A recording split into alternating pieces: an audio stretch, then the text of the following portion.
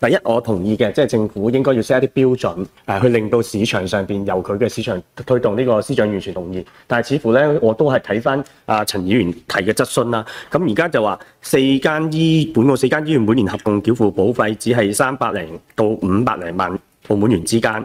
咁其實佢哋而家嗰個平均嘅理賠嘅醫院係813.4萬，咁其實確實呢個存在唔正常喎，亦都客觀咁講咧，因為司長我都理解嘅，你哋唔需要去定一個最低嘅價格，但係而家個問題就係因為你哋而家我哋睇翻咧，係要定翻一個第5/2017號行政法規係醫療服務者提供職業民事責任強制保險嘅規定，包括一啲最低嘅賠付限額啦，詳細你哋我唔講啦。咁另外亦都有一個第45/2017號行政命令，就係醫療服務提供者職業民事責任強制保險嘅保險費及條件表。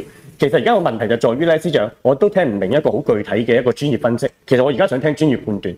而家醫院保費低，賠得多，究竟係咪一個正常現象？唔好，我明啊！你話其他仲貴，我仲理解。但係嗰個問題就係，咁而家睇翻落去，陳醫生攞咗17年到而家嘅數字，我哋見到就係出現咗陳醫生嘅狀況。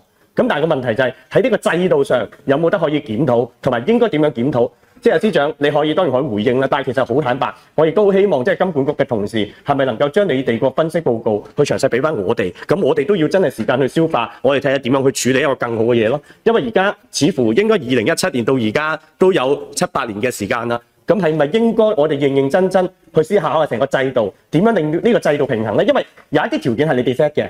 最低限冇 set 嘅 set 咗最高上限我知嘅，咁但係其實司長你頭先聽完之後唔好介意，我聽咗落去咪對私人醫生佢嗰個最高上限咪 set 得更加唔合理咯，根本而家仲可以更加低啲先啦，係咪先？咁調翻轉又解釋唔到醫院點解又會咁即係佢嗰個保費相對低而賠得更高，所以其實好坦白希望帶一啲原則，但我亦都好希望司長去。金管局去提供翻啲詳細嘅研究報告，俾我哋社會好，俾業界好，我哋有認真嘅基本科學嘅內容，跟住我哋再提出一個具體嘅修法建議。因為我知道唔係一個司長你講咁簡單嘅，我哋應該要去服從一個專業嘅制度同專業判斷嘅。多謝主席。對於醫院咧嘅收費咧，即係法人嘅醫療機構係冇設上限嘅。頭先咧我哋對私人咧係有設上限嘅，即係話 cap 咗個頂，但係對醫院嘅收費係冇設上限。咁即係話其實咧，隨住佢哋理賠嘅個案多，個風險係提高咧，其實個保費一路增加緊嘅。而我哋觀察到咧，由17年到而家24年咧，佢應該個保費加咗，應該大概超過有六成以上噶啦，對醫院嘅收費啊。所以其實大家你睇到過佢哋交保費同佢哋理賠嗰個數字，你睇到兩個數字啦。見佢交保費好似係少過佢賠償嗰個喎，係咪啊？咁其實好似呢度係睇落好似係即係大家覺得私人嗰度係咪喺度補貼緊醫院咧？其實呢個過程咧，係一個市場調節嘅，最緊要我哋機制上高係冇定到保險公司可以收醫院佢保費嘅上限。隨住佢理賠個案多嘅話咧，佢一路調整緊嘅。呢幾年咧，每年都喺度加緊嘅。咁正如大家知啦，你係其他嘅風險，當佢保險公司掌握到佢嘅理賠嘅風險係一路趨增嘅話，佢保費就會相對調升㗎啦。